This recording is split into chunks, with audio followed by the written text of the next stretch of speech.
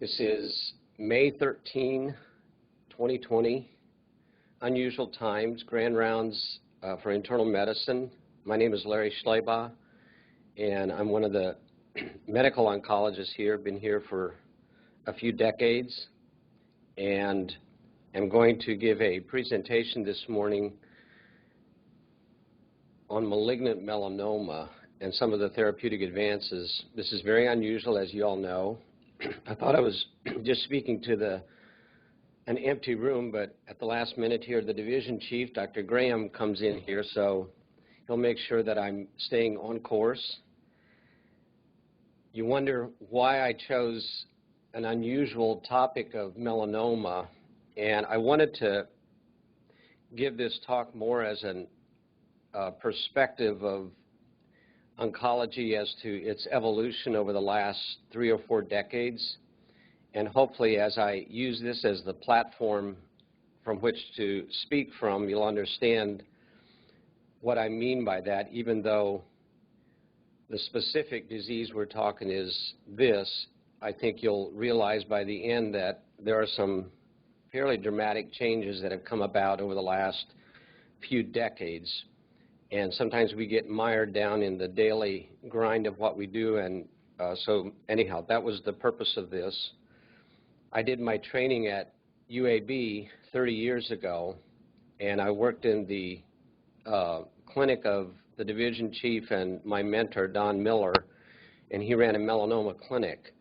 And so each week in our afternoon clinic, we would see about 50 patients.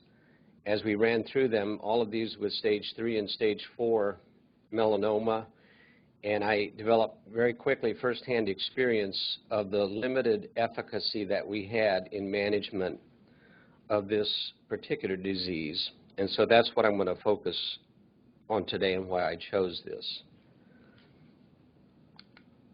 So I'm going to start with a case of a gentleman that I was asked to come see here 6 years ago, and turns out he was my age, and he had a sudden neurologic event at home where he had a seizure and became unresponsive, and they brought him here to the hospital.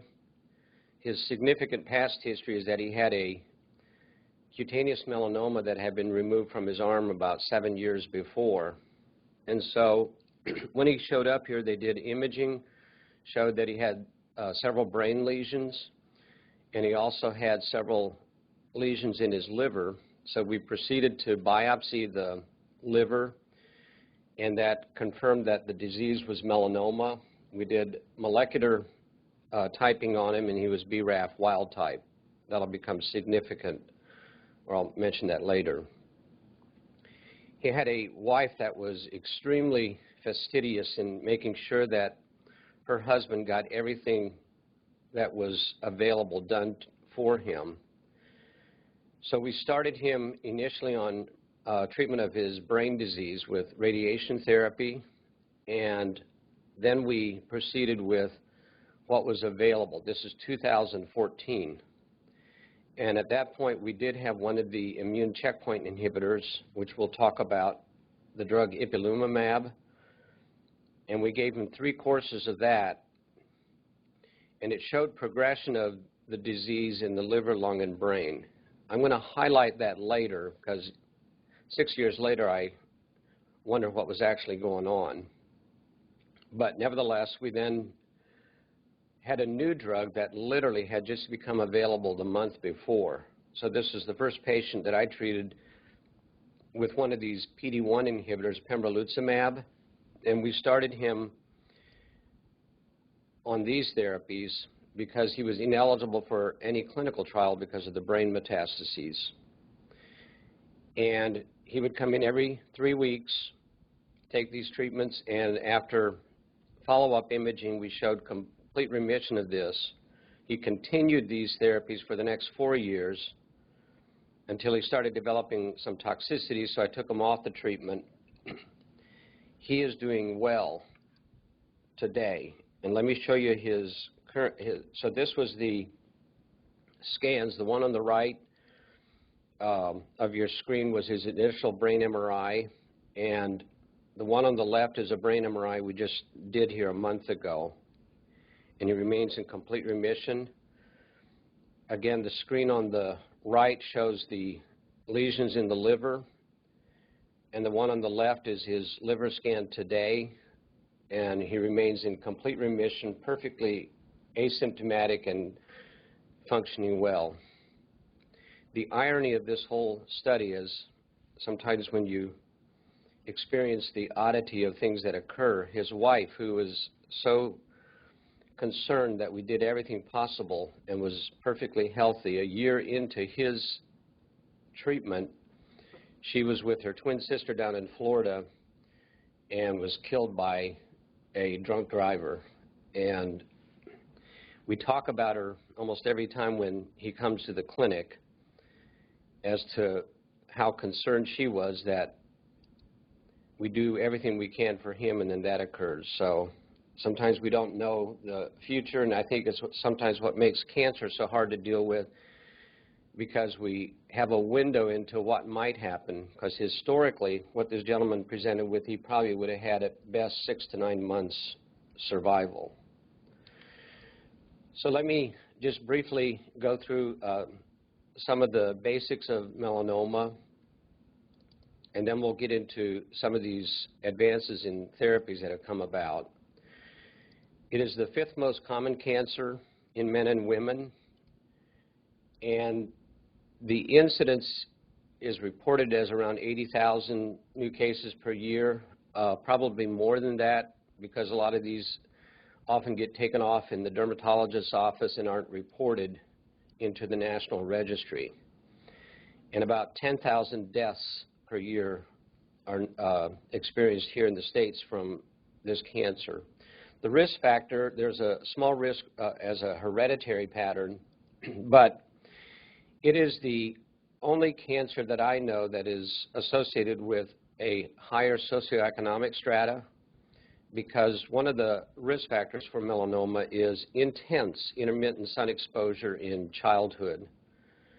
So families that can afford to travel to nice places for spring break, etc., that actually in the long run becomes a risk factor for this disease.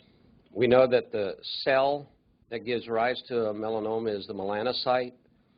It is a dendritic cell under the or in the epidermis, and there's about 1 melanocyte to every 8 or 10 epidermal cells. And the melanocyte, through its dendrites, delivers the melanosome, in which is the melanin, that is the pigment that gives rise to skin color. It also happens to be the cell that gives pigment to your hair color, which is why as we get older, which you can't see, maybe that's good, as I'm graying now, we lose the pigment for our hair and why hair turns white.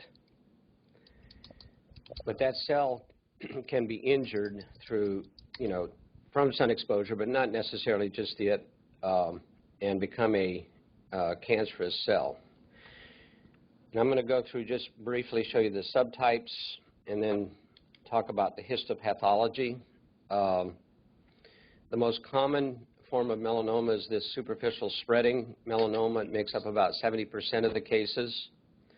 And this one well demonstrates the ABCDEs of melanoma, which is asymmetry of within the skin lesion. And you can see that in how this lesion looks. The borders are often irregular, often a red flag. The color within it has variable colors, as this one does. The diameter, if it's over 6 millimeters, is significant. And then, like the patient we saw yesterday in the clinic, she had noticed a lesion on her groin that had slowly been enlarging over a 6-month period. So the evolution of these things are important. So this is the most common form of melanoma. The nodular melanoma makes up about 15 to 30% of these skin cancers, whereas the superficial spreading starts out mostly just with this horizontal growth phase. It's when they evolve into the vertical growth phase that these things become at risk for metastasizing, which is why nodular melanomas, the majority of them, by the time they're noted, have already grown to at least 2 millimeters in depth. This is the form of melanoma that happens often in sun-damaged skin. So over the face, you'll have a mole or a lesion that slowly evolves. Mostly, initially, it's that horizontal growth phase, and then it moves into the vertical growth phase. And then the fourth subtype, this is again, a melanocyte, and that gives rise to a cancer. These are bad actors. These occur on the palmar and plantar surfaces of the body or under the nails, subungual, and they are biologically different and often have a much more aggressive course. An example is a gentleman we're treating right now. He had a lesion, and they often get missed for a while. He had it on his heel, and by the time it was taken off, he had a lymph node that up in the groin that had metastasis, so that was stage 3. So I started him on immunotherapy, and 6 months into treatment, this thing is growing, and it's now got a almost baseball-sized mass in his groin that's come about. So it's a different cancer in terms of how it behaves, and it doesn't respond to some of the newer therapies that we have. And I'm not going to talk about ocular melanoma, which is a different disease. And some people don't realize, but melanomas can actually occur in other mucosal areas, so it doesn't always have to be something out on the skin or in the eye. They can even occur within the cervix, within the vagina, within the anus, up in the nose, so those are obviously harder to detect. What's important in the biology of the disease was recognized years ago that as this cancer grows, the horizontal phase is just when it's along the epidermis, but the skin has 5 different layers, and as it moves down into the lower layers, you get access to the vasculature, and that's the pathology by how it then spreads. So what are the things that predict whether you might have a problem down the road? Well, Breslow and Clark both recognized the importance of the depth of the tumor. So today in the TNM staging, that remains a critical part of the staging system, and whether or not the tumor has an ulcer in it. As in any malignancy, when there's spread to a lymph node, that means you've entered the vascular system, and so that becomes probably the most important marker as to recurrence potential. In the past, we included mitotic rate and these other parameters. They're important, but they're not part of the staging system today.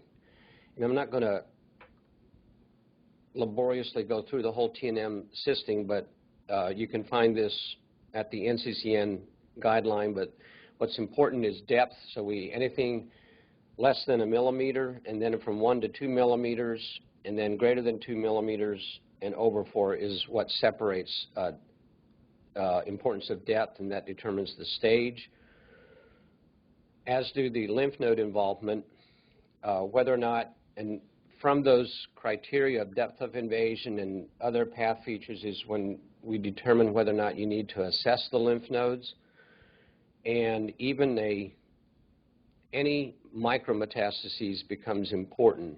And my own dear mother, who at age 80 had a skin lesion that I finally convinced her she needed to have it off, probably had neglected it too long. Not probably, she did. And I love my mother. Anyhow, one of the surgeons here removed that, and she had a micrometastasis to a sentinel node, and then 7 years later it came back, and that's ultimately what caused her mortality. So lymph nodes are very important, and the number of nodes. And then lastly, in the TNM is defining the M as to where it is, and that's broken down here. So I like history, and the older I get, I love to reflect. In fact, as we're going through this current pandemic, I had years ago read a fascinating book about the 1917-18 swine flu pandemic. And in cancer or malignant melanoma, one of the controversial areas is what caused the death of FDR. So this is a well-known photograph taken right after World War II, with the three world leaders had met and made decisions that impacted history for the next 50 years.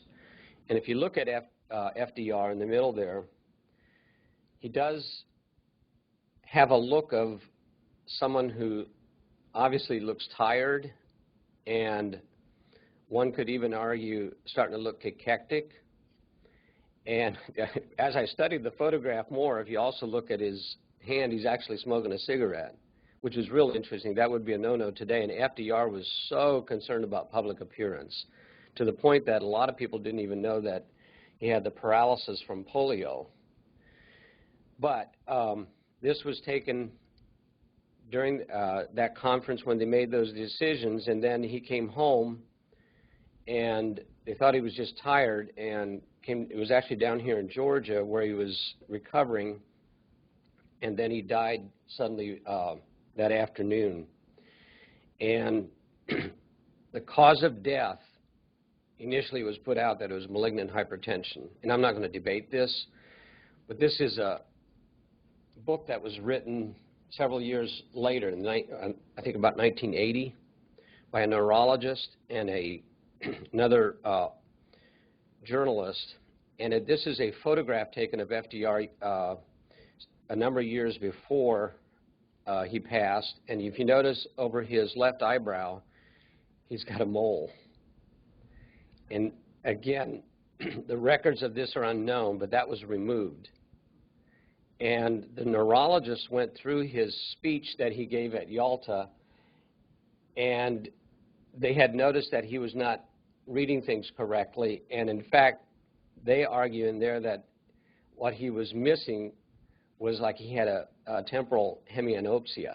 So he was not seeing one side of the page. I don't know if that's the fact, but again, Eleanor refused to let him do an autopsy. FDR had some other secrets that didn't go well over at home, but so we don't know, but there's been a lot of suspicion that what his actual cause of mortality was malignant melanoma. And in fact, back then they didn't have that much to treat hypertension, and they had him on phenobarbital as his antihypertensive medication, which, as we know, that's a drug to treat seizures. Maybe it was preventing him from having that. So we'll never know, but at least it's speculated that it might have been melanoma that caused his demise. So what do we have in our armamentarium in treatment of this cancer? And for treatment of advanced disease, what's available today is chemotherapy, immunotherapy, and molecularly targeted therapies. And I can summarize that first option very quickly, is that for the most part it just doesn't work. And having had lots of experience when I was at UAB and then here, we tried lots of combinations, and anyhow, we'll leave it there. Immunotherapy actually was started in the 1980s, and we'll talk more about that. And then lastly, these molecularly targeted drugs. So I'm going to start with the last one and just briefly talk about what this is, so that when you hear us talk about these oral drugs that are used, there's a pathway that is involved in cell growth, and an important part of that pathway is this BRAF gene that you see in this diagram, and it sends a signal, and this mutant BRAF was found to be important in the genesis of this particular disease. So pharmaceutical companies figured out how to develop a molecule to block that of which there are 3 of them now. And the pathways through this MEK kinase pathway that we can target is this BRAF, which is actually present in about half of the melanomas. And most of them have this V600E mutation, and then the rest of them, it's the V600K mutation. MEK inhibition, I'll mention briefly. And then lastly, the KIT mutation, which is something that we see in GIS, is actually a part of the acral melanomas in about 20% of them. The very patient that I had mentioned earlier, as we studied his cancer here recently, we discovered that he did have a KIT mutation, which provides a targeted option. So the BRAF mutation, most of it is the V600, and clinically they tend to have a more aggressive course. We now recommend running this test on all patients with stage 3 or stage 4 because there are therapies that have become part of our present armamentarium for these patients. There are 3 of these molecules that have been FDA approved, and the first was vemurafenib, and all 3 of them have shown significant improvement in disease-free survival and overall survival as compared to what was then the standard of care, and that is chemotherapy. The median overall survival is 13 months, but as in all of these things, there's a bell curve. Eventually they'll all fail, but you continue the drug indefinitely as long as it works. And so one of the patients that I placed on vemurafenib, he's now, I think, going on 7 years. He had brain and liver and lung metastases, and he's never had immunotherapy and still is in complete remission. So I always tell patients, you don't know which side of the curve you are, but at least try it. Because if the drugs aren't causing significant side effects, like with this individual, it most certainly can have a significant impact. The MEK inhibitors, MEK is also involved in this MEK kinase pathway, and so we can block it, and they've been studied as well. By themselves, they're not as effective as the BRAF drugs, but when they're combined with the BRAF drugs, so those combinations, the drugs on the left, dabrafenib and vemurafenib and encorafenib are the BRAF inhibitors that are used for mutant BRAF melanomas. These drugs are combined with the BRAF drug, the 3 on the right, and in all cases, the disease-free survival, response rates, overall survival were better than when the BRAF drugs are given alone. So this now has become a recommended first-line therapy in patients who have the V600 mutation. I will talk about toxicity because anytime, whatever the drug is you're giving, you're fully aware of the bad you can do. And having experience really screams sometimes as to the downside of what our treatments can happen. With BRAF drugs, you have to watch them because they can actually cause secondary squamous cell skin cancers. You don't stop the drug just because of that. You obviously have to watch and remove that if that happens. So that's always, you have to watch for cutaneous lesions. The gentleman I mentioned, he had one of those and stays on the drug. He's only had it once, but it's something you got to watch for. They can also, vemurafenib can affect the QT interval, and then pyrexia is not a low-grade fever or something. These patients can get temperatures of 105 and be absolutely miserable and can be a cause for why you have to stop. The MEK inhibitors that are combined with this, most of them will cause some degree of skin problems. We had a patient here a couple of years ago. We gave that to. She ended up being hospitalized and almost looked like she had a Stevens-Johnson syndrome from the drug. And it's interesting when you combine them with the BRAF drugs, they actually prevent these secondary skin cancers. All right, I'm going to move now to what I think is incredibly phenomenal of immunotherapy. And just so you don't think that this is a novel concept, I show you this slide as this was Time magazine, which I know our younger generation probably doesn't look at magazines anymore, but Time was an important magazine here in the U.S. This is March 1980. So that's 40 years ago. The cover of Time magazine was of interferon, that they thought interferon was going to be the drug that's going to cure cancer. And so now we're 40 years later, and as I reflect back on the evolution of what's happened in oncology, even though this wasn't the cure of cancer, this was the kind of the infancy of immunotherapy. In 2018, these two individuals were awarded the Nobel Prize in Medicine. And it's not often that oncologists have been awarded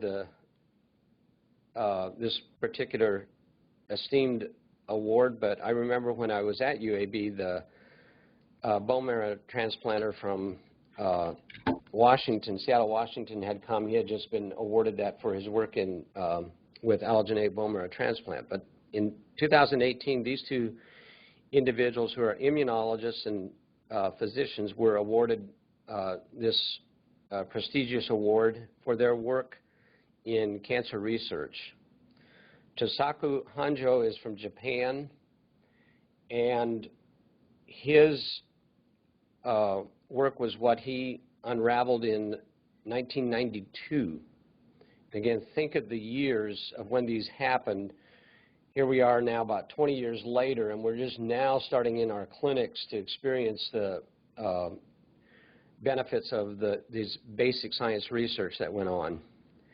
So he worked with he was the one who was instrumental with his team to uncover what the PD-1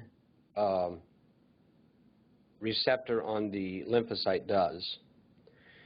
And James Allison is an immunologist from the States. He started his career at Berkeley in 1977, and the CTLA-4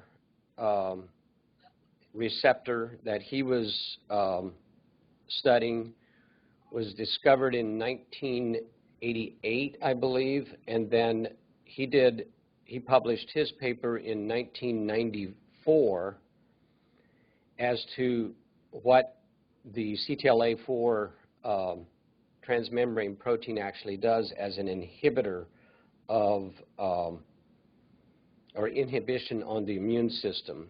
So the work that these individuals did, it reminds me of what I think it was Albert Einstein, when complimented of his genius and what he brought to science, he said, "I stand on the shoulders of the academic giants that came before me." And I think that's true in any field, that we learn from the ones before us, and from that progress comes about. And the importance of basic science research can never be minimized. And we changed how we do medicine back in the early part of the 20th century when they sent John Flexner around to all the medical schools and closed about a third of the medical schools because they were basically entrepreneurs wanting to do it for the business part of it. And the plan then was to model it after what they were doing in Europe, and Johns Hopkins became the model here, that in all medical schools we were going to have to, as a part of the training, basic science research had to be a part of it.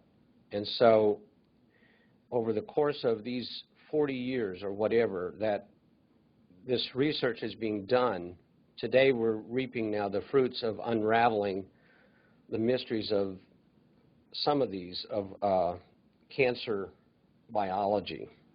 So hats off to these two, but I'm sure thousands others who have been involved in figuring out the whole immune system. So cancer immunotherapy is complicated, and it's not the simple thing like chemotherapy was actually its genesis came out of the World War I when they discovered that soldiers exposed to those chemical warfare had low white counts, and then well, why did that happen? Anyhow, that's a nice article published in JAMA in the early 2000s of the whole history of chemotherapy. But immunotherapy gets back to the basics of immunology. So go back to your years in medical school when you studied this. It's very, very complicated. And the more I review this, the number of things that have been uncovered over the last 30, 40 years of my life is quite phenomenal. So I'm just going to mention a few things before you quickly flip ahead and go to the next slide. But there are several cells, as we know, that are involved in tumor recognition and in rejection. So the CD8 and CD4 cells are very important. Cytotoxic T8 cell and the helper cell, two subsets of it. We have natural killer cells that are important in this process, and then we have other T regulatory cells. So it's complicated in how they interact with each other as to recognize what we call the immune synapse. So this is, I think, at the core of every cancer cell. How does your T lymphocyte distinguish what is you versus what is not you? Because at the end of the day, we know on a molecular level that every cancer cell has this milieu of abnormal genes where you have either a mutant gene, too much of one, not enough of another, so it has its own molecular fingerprint. So it's an abnormal cell. And your lymphocyte should recognize that that is not you by nature of what's programmed into your genetic makeup. So we probably all have cancer cells at some point. And then our lymphocyte recognizes that and through this immune synapse gets rid of it. And this is really complex. And as we look at this, we see there are other receptors and proteins in these cells that act as co-stimulatory. And then the reverse, we have inhibitory factors. And it's the interplay of these as to what we now call this immune synapse. Again, how the body recognizes what is you and what is not you. So that's kind of a simplistic way of describing. I'm going to show you a couple graphs of this, but ultimately, for the cancer cell to survive, somehow it has to evade the surveillance system that is naturally built into us. And that is complicated. But that, I think, is key to understanding the pathogenesis of these diseases and how we can overcome that. And I think we are just now in the beginnings of how we're going to use our own immune system to treat these cancers. In fact, I think that our immune system is probably 100-fold more effective in treating these diseases if we know how to harness it and not let it overdo it. So this is a diagram that suggests how one of the means of how tumor cells can overcome what the body's own natural immune system should do. So the T8 cell there in the middle, it has antigen-presenting cells that will present what's abnormal, and from it try to activate it so that the CD8 cell, or another diagram could show the same thing with a natural killer cell, will then release these cytokines like gamma interferon and interleukin to ultimately destroy the cancer cell.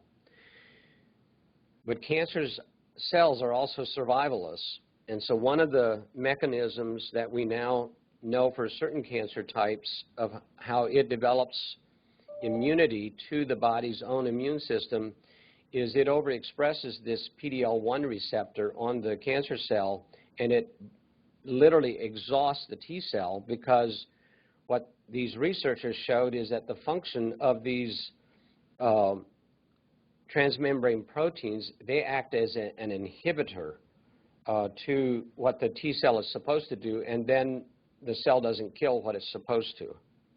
So this is, again, a simplification of what this synapse looks like. You have your tumor cell, and then in the middle, on the top, you have the CD8 cell. CD28 is an important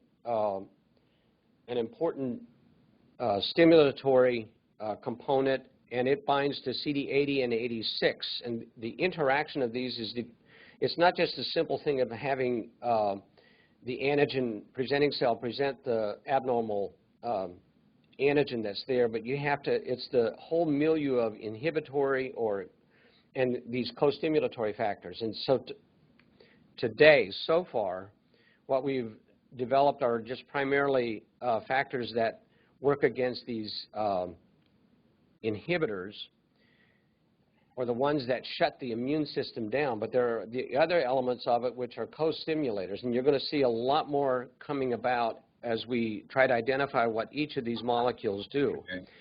And the bottom of the slide shows what should happen in a normal functioning cell is that the CD8 cell, when activated properly by the antigen presenting cell, it then will release these cytokines and get them to kill the cancer cell.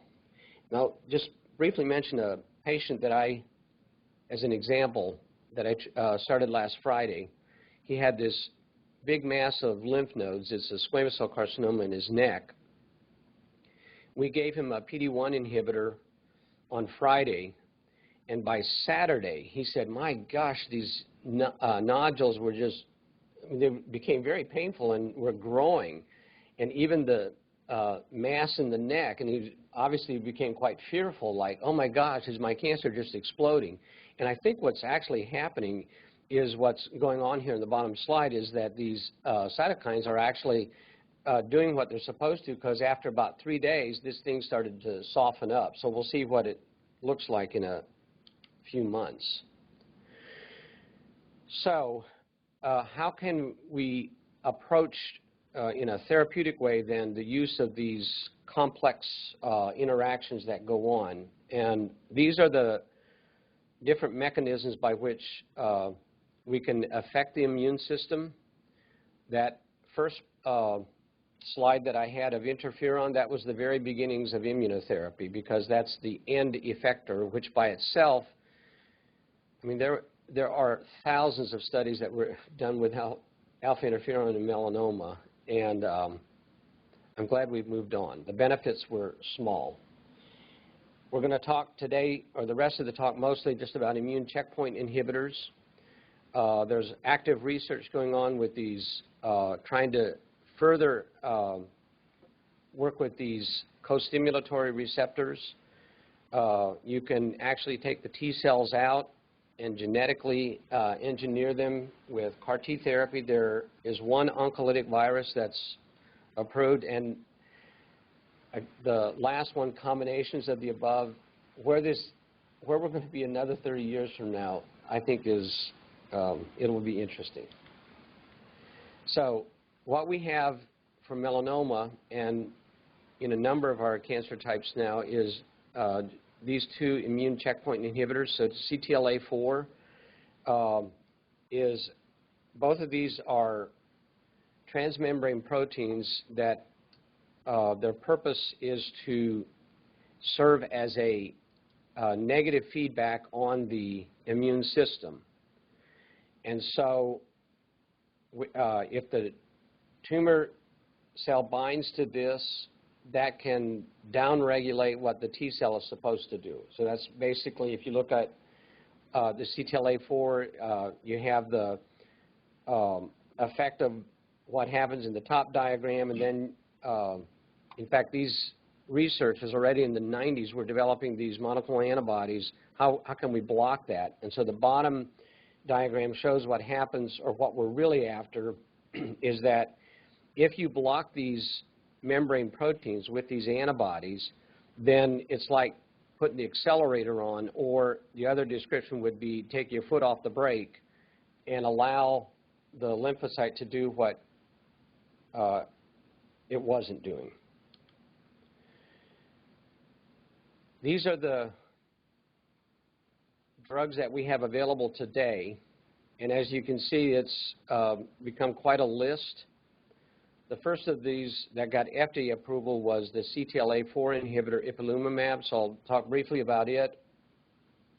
And then the PD-1 inhibitors, so pembrolizumab, nivolumab, and cemiplimab are monoclonal antibodies that will bind to the PD-1 receptor on the lymphocyte and block it, just like I showed on that diagram. And then on the other side of the interaction is what the tumor cell presents, which is the PD-L ligand, PD-L1 ligand. Some of the hematopoietic cells, they have a PD-L2, and there are 3 of these drugs that have now been FDA approved in, so in essence, the PD-1 and PD-L1 are both working in along the same pathway, blocking what the PD-1 receptor does. And by blocking it, you now activate your immune system. None of these drugs were available 10 years ago. I think IPI got approved in 2011.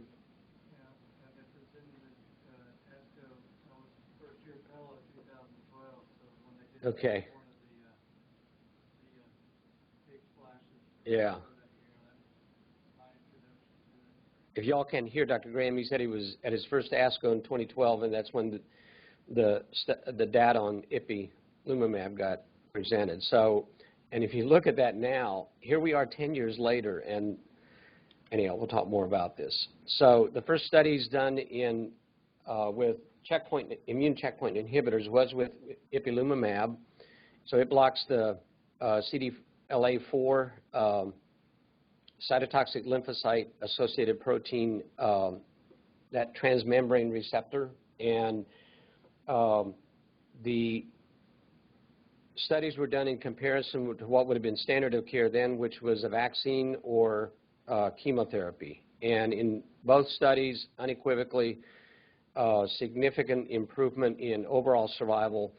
10 years later, what's important to note of this, and this would have been, huh?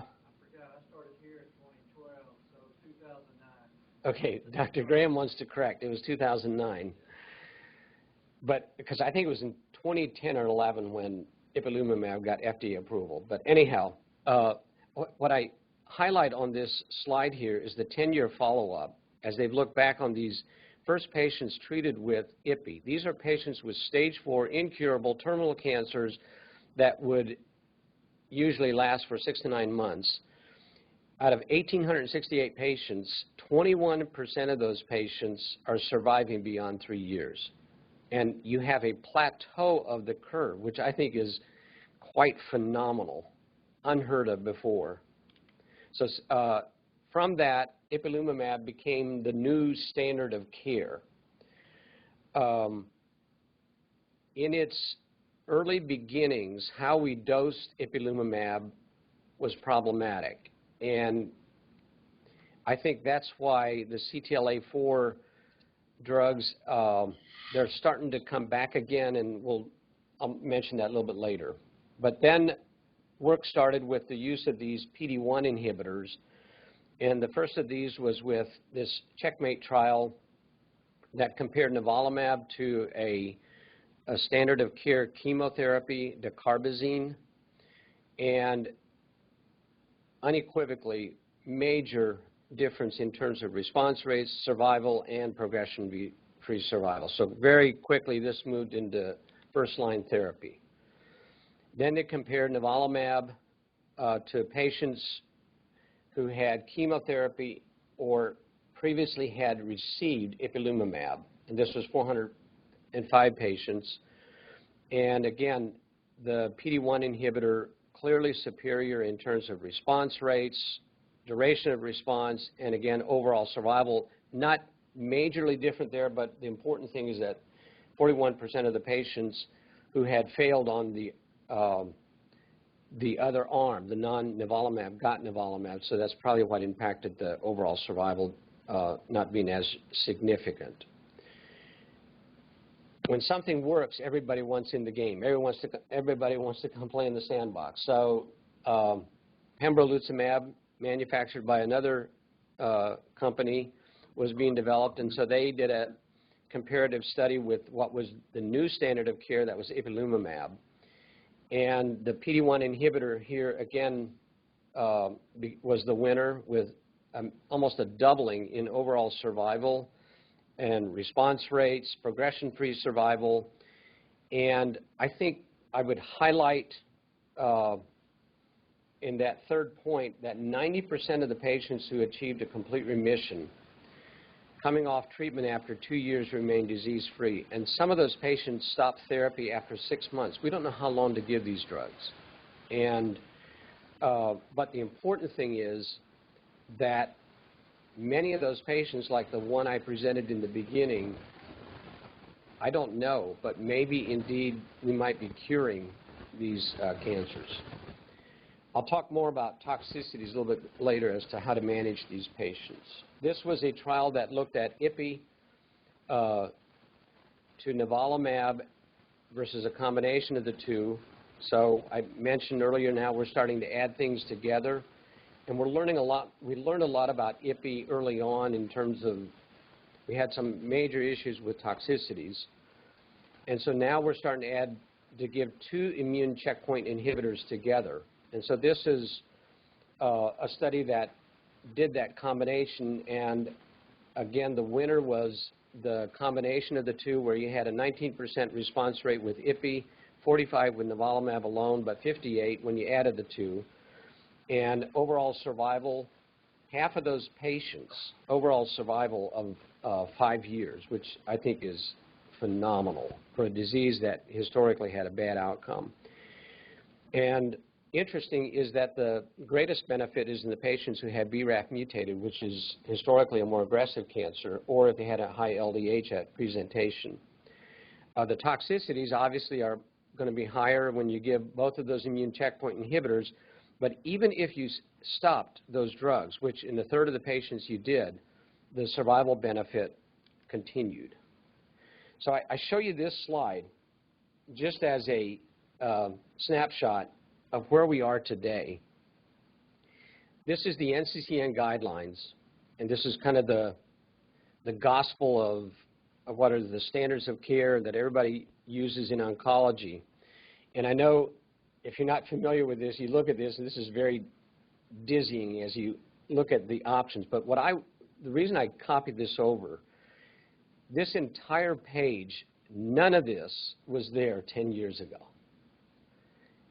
And it's just almost unthinkable, except for the one line way down in useful in certain circumstances. It says cytotoxic agents. Everything else on this page was not there 10 years ago. So the historical perspective is most incredible. And anyhow, you can go to this website. We use it as our standards of care, but I think this in a nutshell really demonstrates what's happened.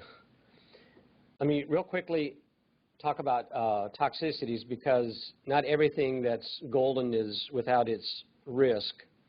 And you have to know, and we've all, as we've been working with, realized how to try to minimize these or deal with these side effects. And so fatigue is common, but dermatitis is a fairly common side effect, and the colitis that these patients develop can be quite severe, and you have to know how to manage them. And it often occurs about 6 weeks or further into therapy. We always monitor liver function. Any of the endocrine organs can be affected, and even pneumonitis. And I'm sure our colleagues that work in these different areas or arenas sometimes get frustrated with us when they when we bring in these patients with these unusual side effects, because how you manage them is completely different. You don't just give a patient with diarrhea Lomotil and tell them to use that to anyhow.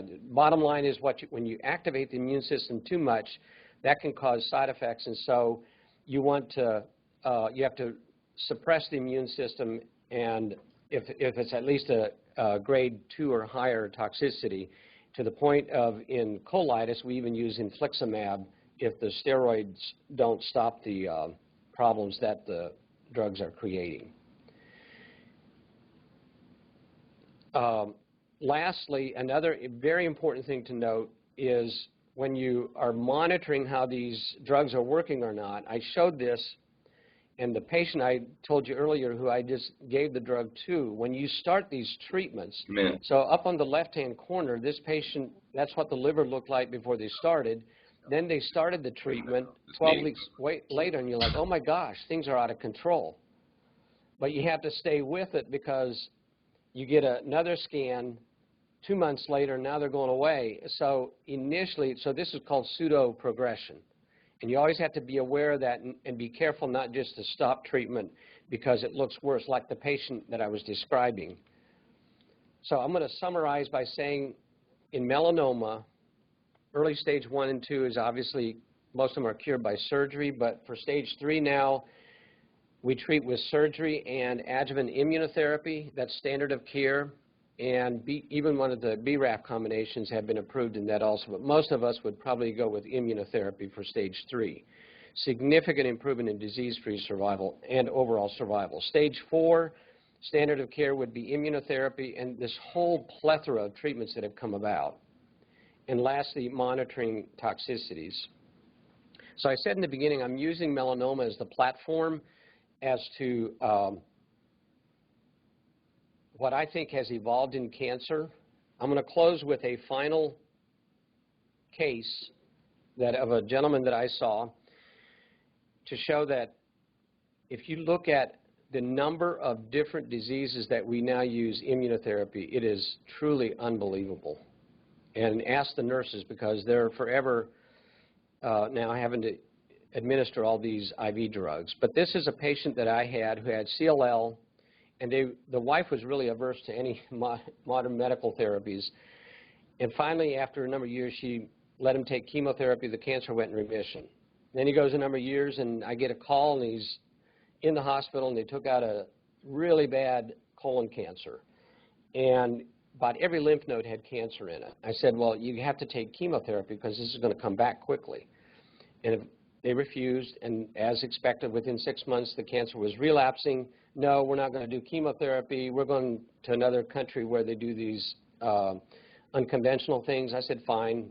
I'm here when you come back, if you want to try something different. So he goes down there, and as expected, he comes back and sees me, and he's dying, starting to look cachectic. And this was his CAT scan. And we studied this cancer, as we do with all colon cancers, and he happened to have 2 mismatched repair genes that were abnormal. And I said, there was a study that was published here a couple of years ago that any patients who had mismatched repair gene abnormalities and you use pembrolizumab, that they would, about 75% of the patients would respond. And so finally they agreed. In fact, his insurance company even denied it because they said you have to give him chemotherapy first. But they refused, and the drug company gave him the drug. And this is what the scan looks like 3 months later. So I think it is absolutely incredible what's happening. And I think we're just seeing the beginnings of what happened in the last decade. I may not be here 30 years from now as to what will evolve over the course of time, but I think as we unleash the immune system to really do what it's failed to do, we're going to see more and more outcomes. And I will close with this final picture that I showed you earlier, one of the earlier presidents. The story with Jimmy Carter, for those of us who work in this field, is truly unbelievable. Here is a gentleman at age 90 who has liver and brain metastasis, and he gets pembrolizumab, and he is 6 years out. That's just unreal. So hopefully we'll have more stories like this, and thank you for tuning in.